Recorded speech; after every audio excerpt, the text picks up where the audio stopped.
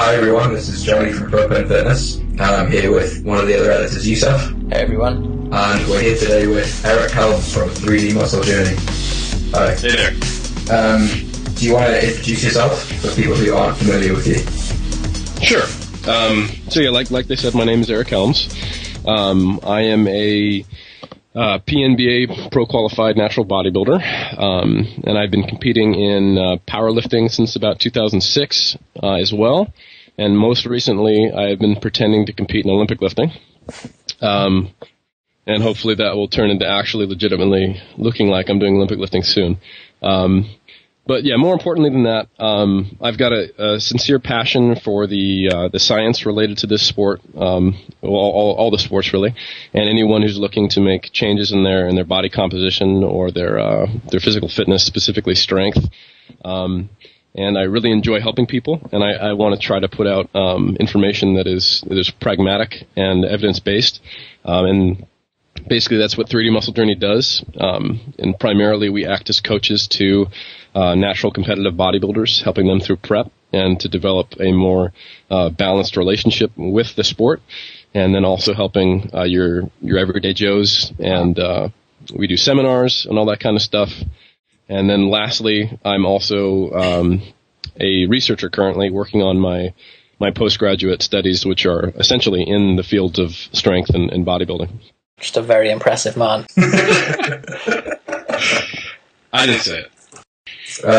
So I think one of the larger topics that we want to talk about could, if you could just describe your philosophy on nutrition in general and how you approach diets for people you train. Sure. It's pretty posh these days to be kind of aware of food and kind of talking in macronutrients versus food sources. And kind of the traditional bodybuilding approach is you've got a handful of foods that work, that are kind of seen as bodybuilding friendly, and then you develop diets based on that. And then to either adjust them when things don't go well, you either reduce certain foods or increase certain foods, etc. And now, in the more contemporary era of bodybuilding, where we've started to identify, the specific nutrient values, and it allows you to do things like, when you cut your rice, not actually cutting your protein, since there is protein in rice and it's not just carbohydrates. So basically using macronutrients to guide your nutritional guidelines. And I think that's great. That's a great place to start.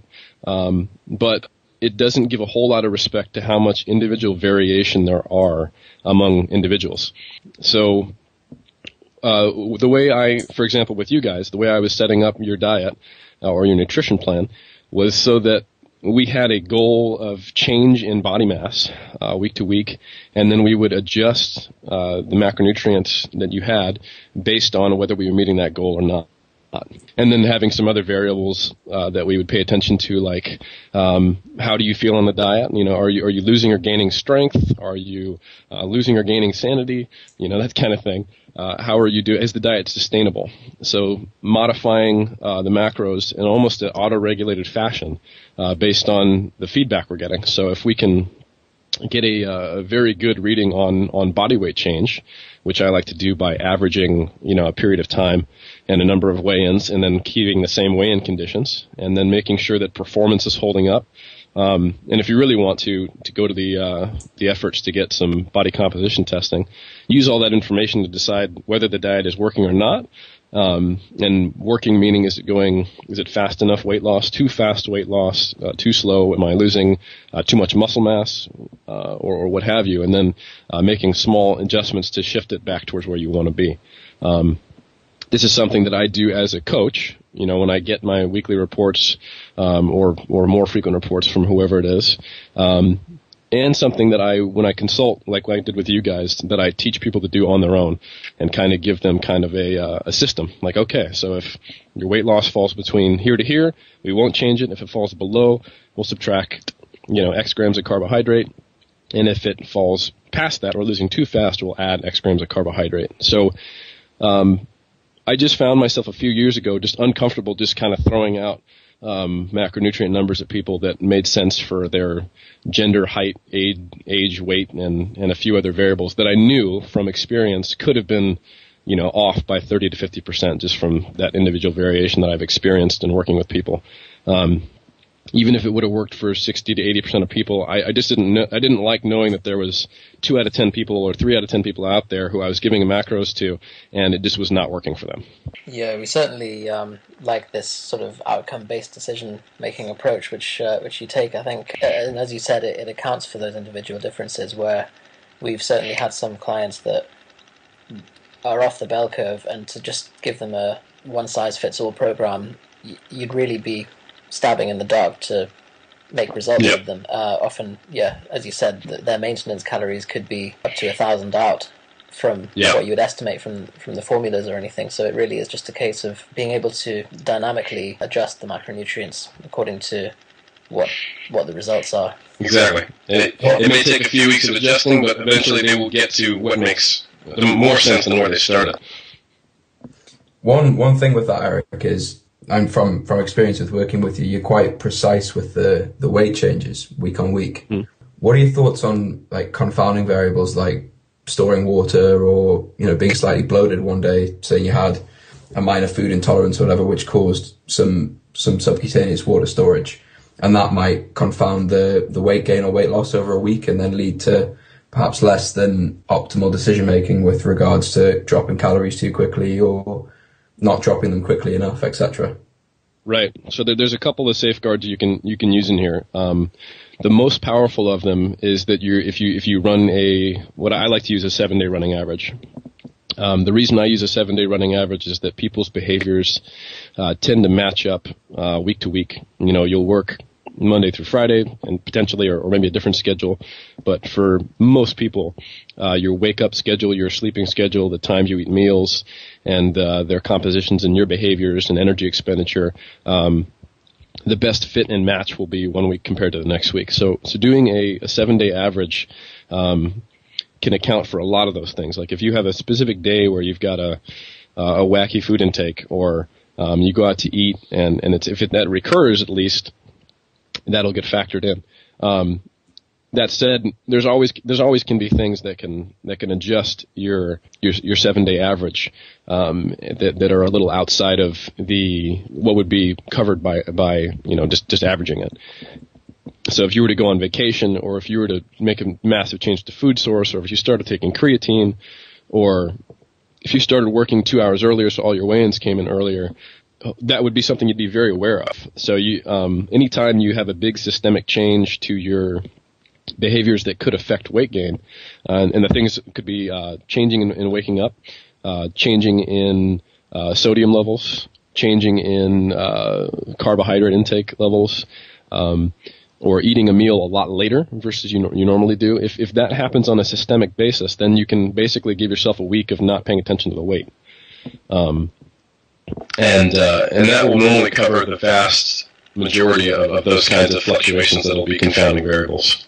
So as long as you're systematically wacky, then you're okay. Exactly. Yeah. If you're consistently inconsistent, then we'll have some consistency. So from that then, rather than using a calorie calculator to determine someone's maintenance, do you say if we're losing a pound a week, then that would equate to roughly 3,500 calorie deficit, which is 500 calories a day. Therefore, your maintenance intake is roughly X. You could do that. I don't find myself always needing to calculate a maintenance. Typically, what I'll do is so there's kind of a case of good, better, best. And best, in my opinion, is someone who comes to me and they've been tracking their calories for a while, and they've been tracking their weight. And I can look at the trends and get an idea of what I think their maintenance is and where they need to be to lose or to gain at a rate that makes sense for their development and their goals. Because, maintenance calories is a moving target. That's the whole reason why it needs to be a dynamic system, because it will, the amount of calories that you need to achieve a certain rate of weight loss or weight gain is going to change as your energy expenditure changes and you have any kind of metabolic adaptations. So like I said, so best is they come to me with data, and then I can kind of optimize things and set them up and base that on basically the maintenance that they have shown me that they have. And then better would be they've got some ideas of where they're at. They have, prior years, and maybe they have limited information to give me, and we can make an educated guess about where they need to be. And I can kind of shoot from the hip and then set them up with a dynamic, kind of system like we talked about, that within a couple weeks they'd be sorted out. Good, and I don't really consider this good, it's just better than just giving them macros and nothing else, is they don't know how much they're eating. They know what their goals are, and I basically use a calculator and just determine a set amount of macros that I think makes sense for either their goals, and then within anywhere from 3 to 5 weeks, it will become adjusted as they lose or gain too much or too little weight to get them to where they need to be. So you end up working like your maintenance, but not actually caring what that specific number is, unless your goal is to not gain weight or not lose weight, if you wanted to be right at maintenance. But typically, the way I get there is by slowly adding in food, and then once you start to gain weight, we just take it back and then hang out. So, I don't necessarily chase trying to figure out what maintenance is. I like to keep the system dynamic because maintenance changes. Okay, that definitely makes sense. So, following on from that then, I read an article that you wrote which discussed how hormones are the result of eating rather than the other way around, where people view the goal of a diet plan to control insulin or manage growth hormone, etc. What are your thoughts on the roles that hormones play within a diet, and how much is it just calorie balance, and how much do things like insulin and growth hormone influence the results? That's a great question. I think, so often what we might quote-unquote call bro science these days is good science. It's just good science out of context, yes, insulin functions to store fat. However, if you realize if there's not excess fat to store, it doesn't matter. It's kind of like a guy in a warehouse putting boxes on a wall. If there's no boxes, it doesn't matter that his role is to put the box on the wall. There's no boxes, So if you have an excess amount of energy, yes, insulin is going to be storing, that in some way. But if there is not excess energy, then insulin's got nothing to do. And I mean, of course, that's something to do, but it's carrying with this metaphor. So I think basically what that article was trying to get people to realize was that hormones are more the process versus the thing we're trying to manipulate. And because you can run into all kinds of examples of trying to manipulate hormones, like eating around training, being manipulated to try to get a growth hormone response.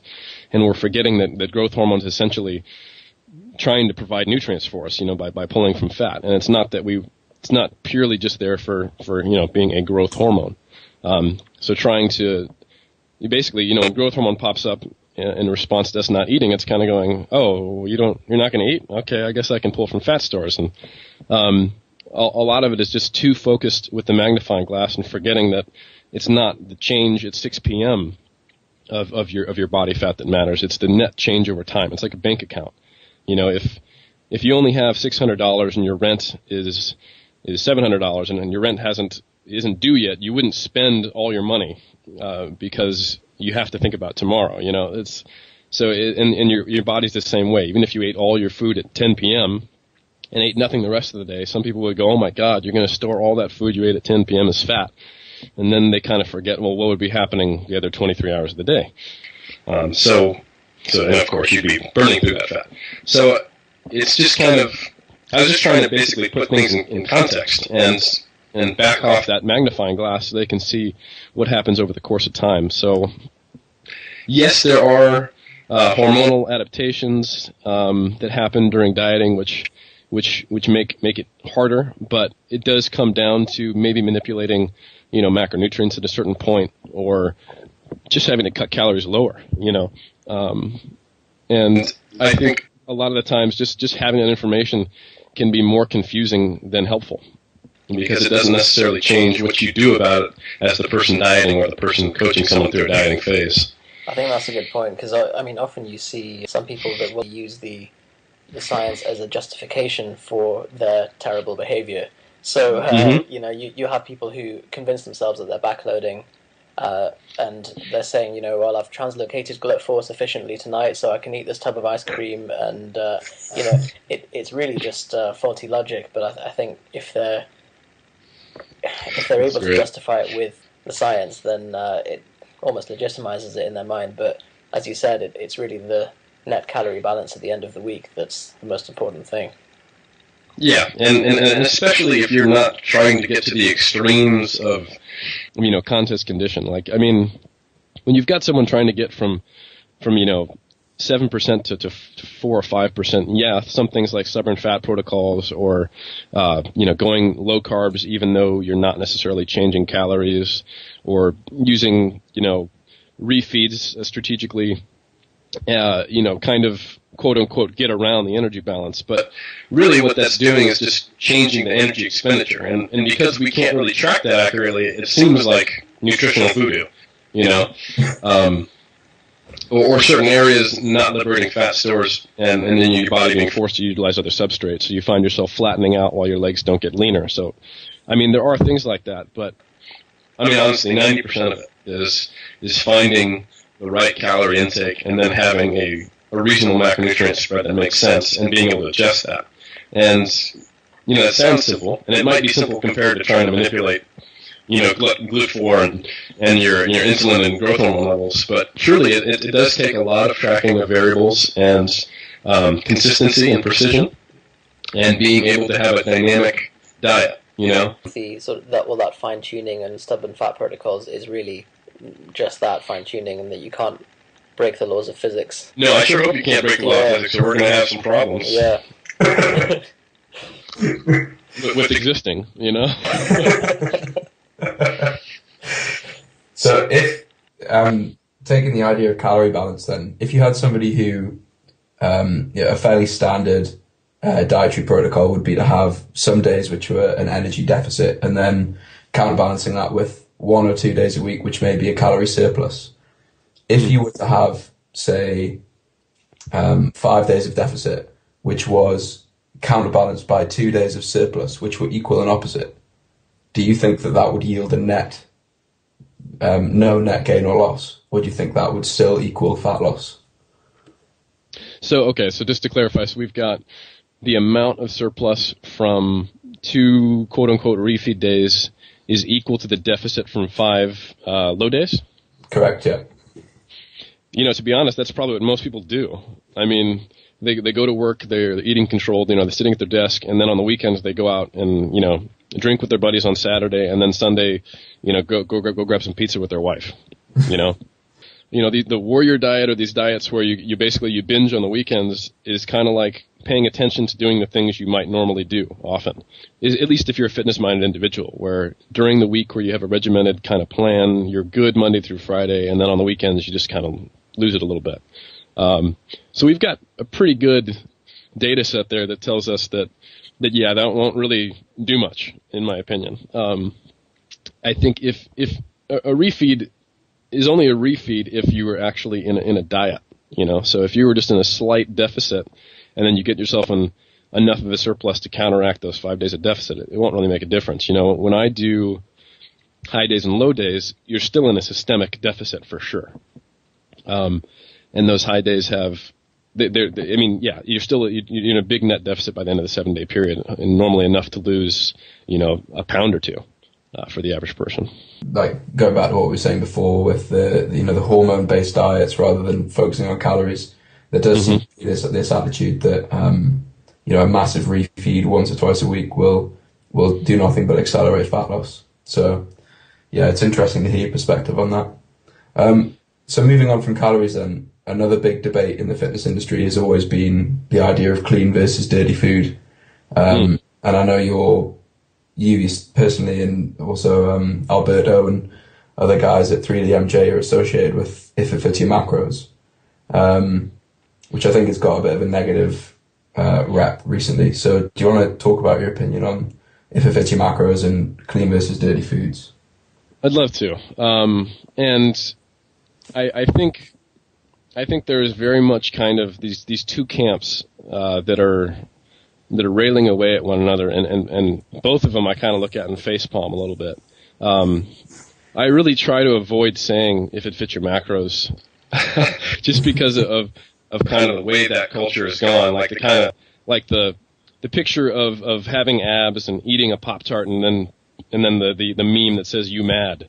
Like that to me is just completely missing the point of trying to find a more balanced approach and focusing on the important parts that really matter of a diet, and instead of kind of saying I'm smarter than all these bros and I still got abs, what's up? I understand where the counterculture came from, but at the same time, I don't think it's necessarily productive, and it's both basically two camps constantly strawmanning each other. So my view on it is just kind of that we need to take a step back and go, okay, look, it's not all about macros, of course not. That's why there are micros and other things like that. And especially among bodybuilders who develop very OCD food behaviors, the leaner they get, they can actually fulfill some of those ridiculous examples that most of us shoot down of, no, someone wouldn't eat all their entire carb intake from ice cream. That's ridiculous. Yet I have actually had clients who've tried to do just that with low-fat and fat-free, fat-free ice cream and low-fat ice cream. And it's because they have these insane food cravings because they're dieting down. So you can't just blindly follow a plan that has no respect to the nutritional quality of foods. But at the same time, that doesn't mean you can only eat a list of 6 foods that are bodybuilding approved. So I think a really good way to look at nutrition is that, for the most part, there are very, very few foods that are actually bad for you, meaning that consuming them will make you less healthy. The problem comes, and you see this all the time in any kind of modern society, is that if you have all these foods that are quote-unquote bad, in reality they're just lacking nutrition.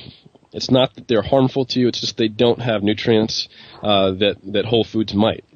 So they're lacking a good micronutrient profile. They're low in fiber, and they just don't really do a whole lot for you. So it's kind of like consuming quote unquote empty calories. And this is only a problem when that's what dominates your intake, because then you run into deficiencies from not consuming things, not that you're getting hurt from consuming bad things. And I think that kind of turns the paradigm on its ear. When I can explain to a bodybuilder, look, man, your diet shouldn't be exclusive, it should be inclusive, So we don't need to cut out Pop-Tarts or Snickers bars or what have you.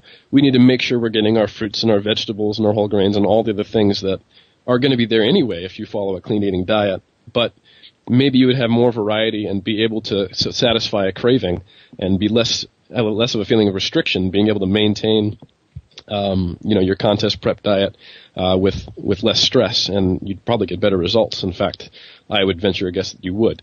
So the way I look at clean versus dirty is really to stop making certain foods the bad guy, take kind of the morals out of eating food, and look at it as an inclusive versus exclusive diet.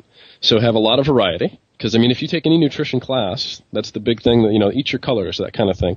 Getting a lot of different variety of nutritious foods. And then if you have, macros left over, sure, have a Snickers bar. Why not? Especially if you're craving it. And if that would help with your dietary consistency for the rest of the period where, you don't feel like you're restricted. It doesn't take your grown-up card away,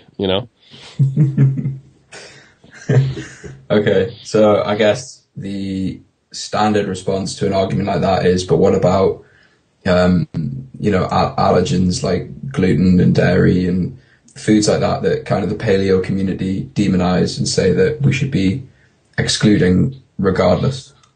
Any diet where you ask someone to exclude an entire food group that is very, very common is probably going to do more harm than good, to be honest. And you only have to kind of look at the history of where we decided in the 90s the 80s that fat was the bad guy, and the 90s that the glycemic index and was what we had to pay homage to. And then in the 2000s we decided no, it has to be low carbs. And then now in the last decade it's been okay, no, it's trans fats, and that's a big problem. And no, now it's specifically high fructose corn syrup. Oh, and no, actually, it's it's any foods that Paleo Man wasn't consuming, despite the fact that we really aren't sure what Paleo Man did consume, and we continually find people of different ages having grains in their teeth. And nutritionists are not anthropologists, and anthropologists are not nutritionists. That's one thing. But point being is that we continually want to find the smoking gun that has led to the current obesity epidemic and the metabolic disorders we have, and that black and white thinking that leads us to obesity or tries to fight it by being very, very restrictive are honestly, in my opinion, two sides of the same coin. We're looking for a quick get-fix answer because we're not willing to take a hard look at society and say, what are the problems we have? And it's a very, very multifaceted issue. It has to do with the fact that we have food abundance, and we're a species that got here based on survival. It has to do with the way our families, value eating and our social constructs, and the cost of food and our advertising. And it has to do with so many things that the idea that we can simply just remove dairy or gluten and fix the problem is probably just going to be, in 15 years we're going to talk about the paleo decade, just like we talked about the low carb decade, and it won't solve the problem. And until we recognize that, until we're not trying to find one solution to a multifaceted problem, we won't fix it. Then we're going to keep going through this game of pointing the finger at the bad guy who's really just one of many or not related to it at all. And in the specific answer to your question, as I kind of went on a sociological rant there, if you have a problem with dairy or gluten or wheat, don't eat them. The beauty of if it fits your macros is you can be paleo on it if you want. You can be you can have any allergy or food intolerance that you actually have or believe you have, and still be able to pay attention to the important details for body composition change, which is going to be energy balance and having a good macronutrient profile. So if you don't like eating it, don't eat it. If it makes you feel bad, don't eat it. Well, that's fair enough, really. It seems like your main message is that the fundamentals are the most influential factors for maintaining good results, and that the cause of obesity, from what you said, is a much more deep-seated issue, which certainly makes sense, and the fact that if people are looking for the quick fixes, that they can make one minor tweak and that'll solve all of their problems, which it's something that you'd be willing to believe if you think it's going to make results. One of the things that we've kind of been arguing about in terms of gluten is, I don't know if you've read there was a scary article by Rob Wolf on Tim Ferriss's website, where he discusses the detrimental effects of lectins in gluten on transglutaminase in the body, causing autoimmune dysfunction.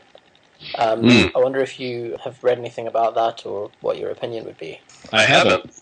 And that definitely sounds like a little more mechanistic and physiology specific than my brain tends to operate in.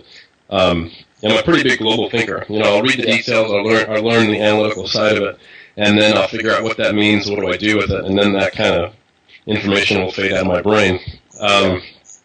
But I can say that we just have to think about the magnitude of effect of any one of these things. And in an alarmist article, and it sounds like you're describing it that way, I don't want to misbrand it. If it's scary, so an article that's very scary, my general opinion is that if you have to read the article to be scared about something you've been doing for your whole life, it's probably not as scary as the article's making it seem to be. Well, and I mean, it's slightly confounded by the fact that I think Johnny mentioned that Rob Wolf himself had an autoimmune disease that hospitalized him in the past, and so it's likely that he's going to be more scared than the rest of us when it comes to gluten. Yeah, and that's very understandable. We view the world and our fellow humans through the lens of our own experience. I mean, that's how we relate to one another. That's how the biggest tragedies in history and the best things in history have happened. So I don't think it's at all strange or even something to get mad about that someone's personal experience will color an article. I think we all do that. And I think for anybody who has a serious issue with gluten, that's probably a good article for them to read. But for people who don't, if you have to read the article to know that you have a problem with gluten, you probably don't have a problem with gluten. Well, at the end of the day, if your solution is, if you think you have a problem with gluten, drop it, see what happens, and then reintroduce it. You can't really go wrong with that. Yeah, and to be honest, I'm not saying these intolerances and allergies don't exist, because I've certainly had people who have issues with certain foods, and just like you said, what I do is I tell them, hey, let's not eat that for a week, see how you feel. Then we add it back in. Sadly, what happens with most people is they'll cut out like 5 food groups all at the same time. They'll remove every possible allergen and feel better, and then that's what they're sold on. And I think you're in a lot of people who will have a very short list of foods, and it's probably just because 80% of them were taken at the same time as some other food they actually had a problem with. And it's difficult to separate those confounding variables unless you do it in a systematic way and you isolate them. Well, I suppose if you withdraw them all at once and then at the end of the week have a couple of pizzas and a gallon of milk, it's it's not going to be it's not going to be pretty, let's say. No. Yeah, I know what you're alluding to, and I think that's definitely probably not the best approach. So I don't want to take up too much of your time, but one more thing I wanted to ask you is just in your everyday life, what do you say you strive for? To be honest, this is something that I don't think I've shared this, but my goal on a day-to-day basis is to be able to go to bed and ask myself, did I make a positive or a negative impact today? And extremely subjective, and probably makes me happier than it does make the world a better place. But my goal is to feel like what I'm doing in the course of my life is improving things. And I mean that on a very, very broad scale. That could be, helping someone who is, with the copy machine at work, who's clearly stressed out, and just kind of taking a second out of my day when, even if I'm busy and doing that. And I've combined kind of that philosophy with my passion, which is very closely tied to, bodybuilding and powerlifting and strength and physique sport and the science behind it. And that's kind of how myself and the other 3 coaches at 3D Muscle Journey operate.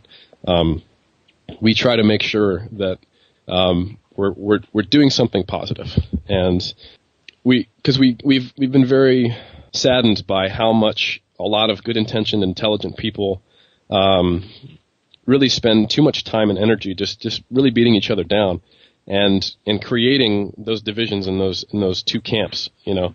When in the end, if you ask them what their goal was and what they wanted to get to, they would probably tell you very similar things. And I just don't think that's positive. I think ego and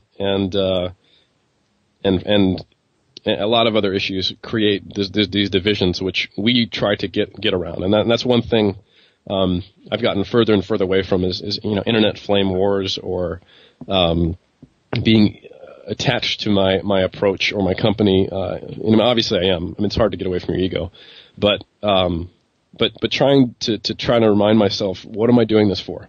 And that I want to do something positive. I want to help people.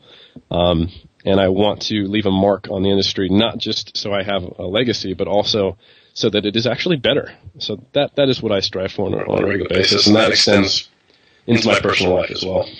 I think that's a fantastic approach, and I'm sure we've all seen examples of the destructive attitudes in fitness industry and beyond. So yeah. It's good that you're consciously making a difference in that. Or consciously convincing myself I am, at least. Yeah. One last thing before you go, Eric. I know before we started recording, we touched a little bit on training and how that's possibly guiding your research at the moment. Just whether we could discuss a little bit about the reactive training system stuff and the RPE-based training system. What your thoughts are on that and why that might be a better option than standard linear periodization or other similar approaches? For sure. Yeah. So I've always wanted to, much like I talked about how I kind of auto-regulate people's diets. this is an idea that has been around. At least I think the first time I was aware of it was in Mel Siff's Super Training. He talked about auto-regulated periodized training in a brief, page and a half.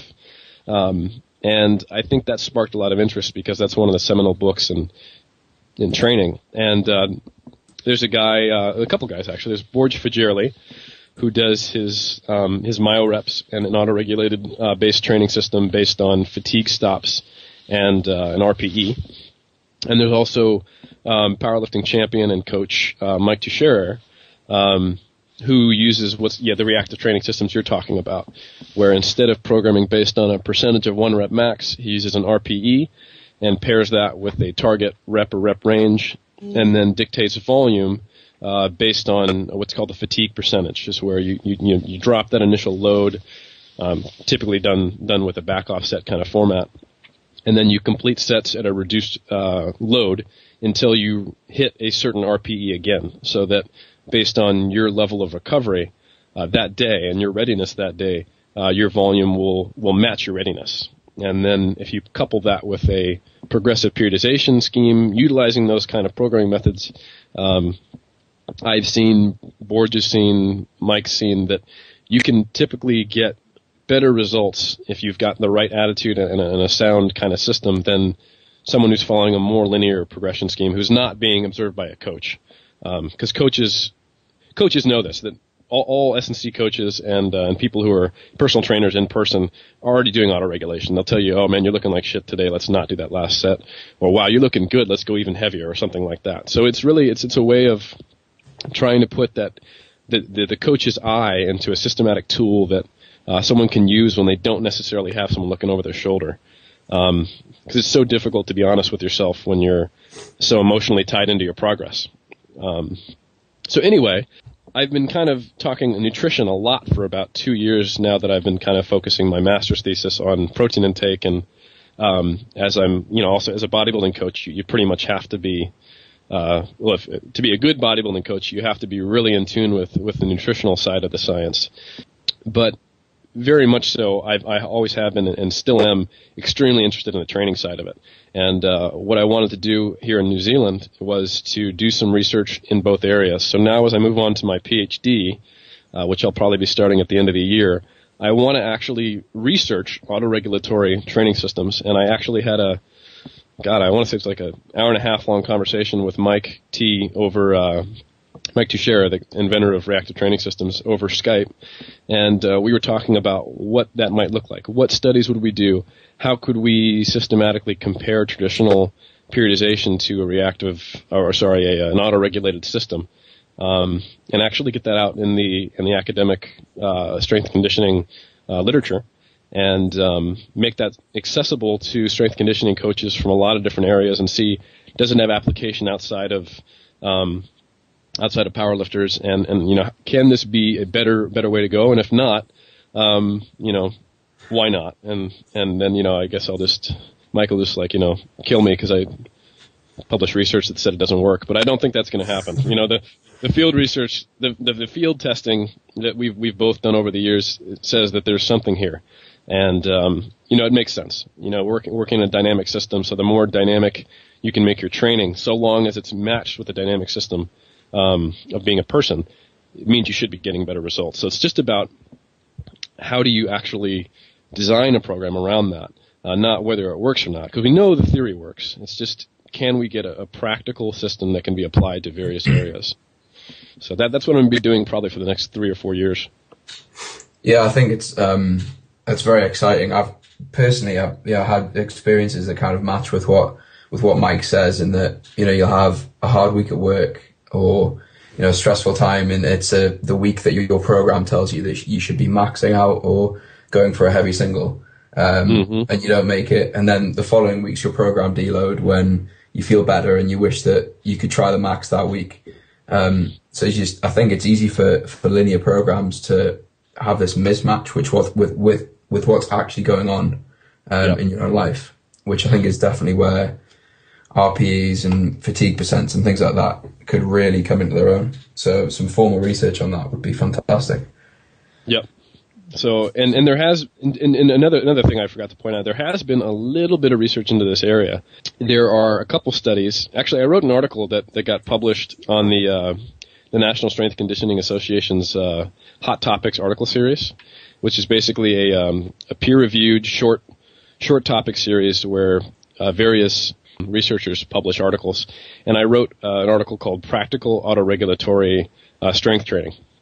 And I went over 2 studies that looked at different auto-regulating programs. And one was based off of what Mel Siff talked about in super training, where essentially your 4th set is dictated by the performance of your 3rd. So very limited.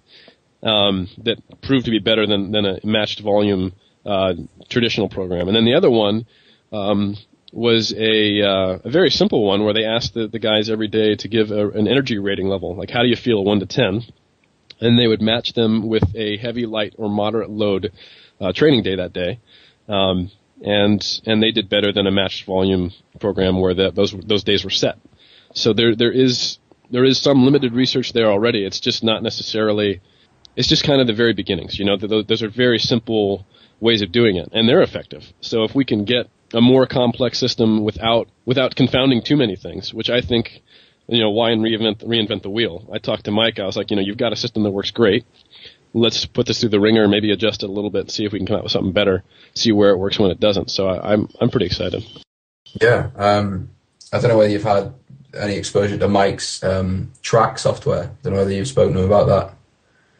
We did talk about that. We talked about that a good bit. And, used in conjunction with auto-regulated training, it can be effective. Is it less or more effective than things like HRV? Not sure. It has some advantages, some pros and cons over the others. So we chatted about that. But I think what I do want to be able to do is get a system that someone can use who has nothing besides a weight room and a set of rules to kind of go on, so that it's extremely flexible. Because I was at a big meeting with some of the S&C coaches here at the National Training Center.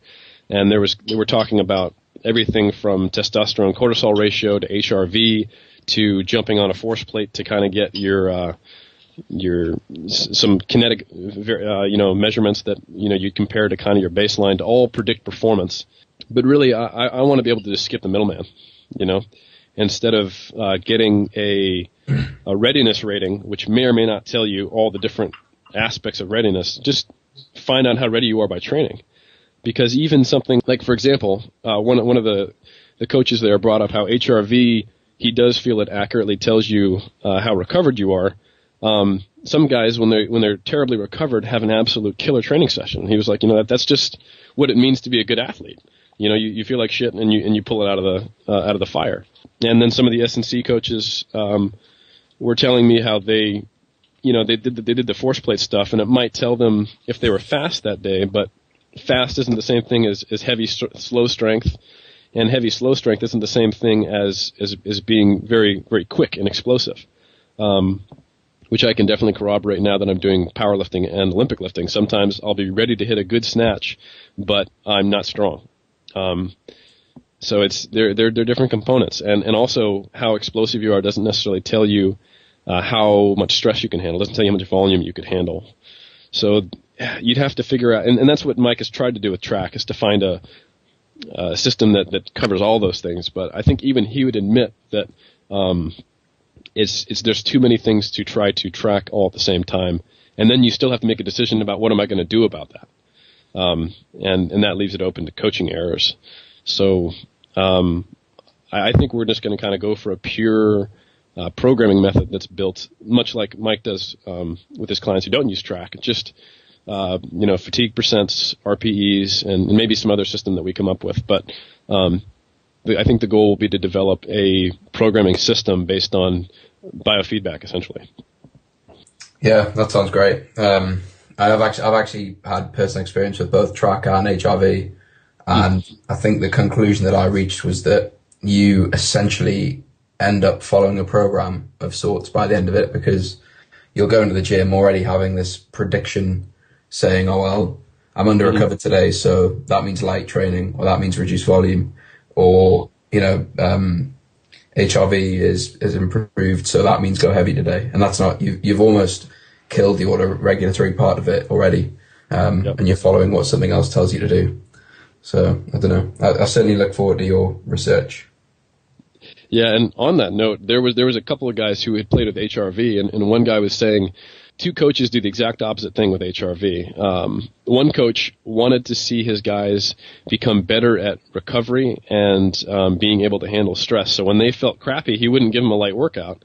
He would still give them a moderate stress workout to kind of train their recoverability. Because your adaptive reserve in and of itself is trainable.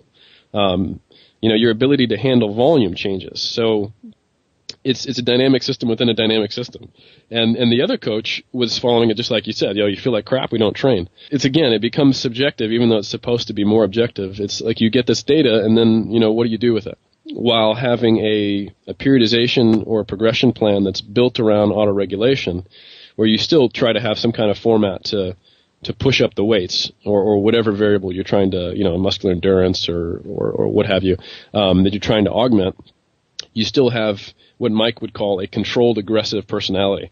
So, if an RPE 9 for 270 pounds might feel the same as 275, but if 270 is your current PR, then you should probably try 275, so, you have to have some kind of guardrails to make sure it's progressive. And that seems to be key. So I imagine we'll find out some of the limitations of it and what populations it might be appropriate for and when it doesn't work. Because if it just gets you hanging out at homeostasis all the time, then you won't progress, So that's true. And do you think that myoreps is kind of the bodybuilding application to that, or a way of applying it to a bodybuilding circle? It is. I think the cool thing about myoreps is it's just a different goal because they're not necessarily looking for strength gains and maximal force production. They're looking at maximal fiber recruitment and then training those fibers to an effective state. And so yeah, I think that is a very good way to look at it for a bodybuilder. And of course, you'll get a lot stronger if you're consistently getting good fiber activation and training it. And you people will report that they get stronger with myoreps. And he does a few other things to try to get the occlusive effects of limiting the range of motion to just the middle 80% and cutting off the top and the low 10%, so that he's not sacrificing any sarcoplasmic hypertrophy that might come from the kind of higher rep traditional training approach. So I think it is. I'm sure there. The thing is you're only limited by your creativity. I'm sure there are other systems that could work, and in some parallel dimension, there's a Forged Begerli and a Tyke Moucher who developed different systems. So I mean, they're certainly not the end all be all. It's more that they these are probably the most popular ones that have kind of come to the forefront that certainly work. There's just too much. I think they're both very analytical guys who do a good job with their clients and have gotten a long time of consistent feedback and have used traditional training as well. So they have a pretty good kind of field tested system either way. So I think they're both great systems, and yeah, they're just more so for different goals. So yeah. Great. Right. Well, I think we've taken enough of your valuable time, Eric. So I just want to say, my pleasure. Thank you very much for speaking to us. It's been very insightful. And hopefully at some point in the future we can speak again. I'd love to. Yeah. Thank you guys for having me. It's been an honor. Eric, that was fantastic. Thank you so much. I think it went well. That was fun. That was a lot of fun. All right, guys. This is Johnny from Propanefitness, Eric Helms, and Youssef.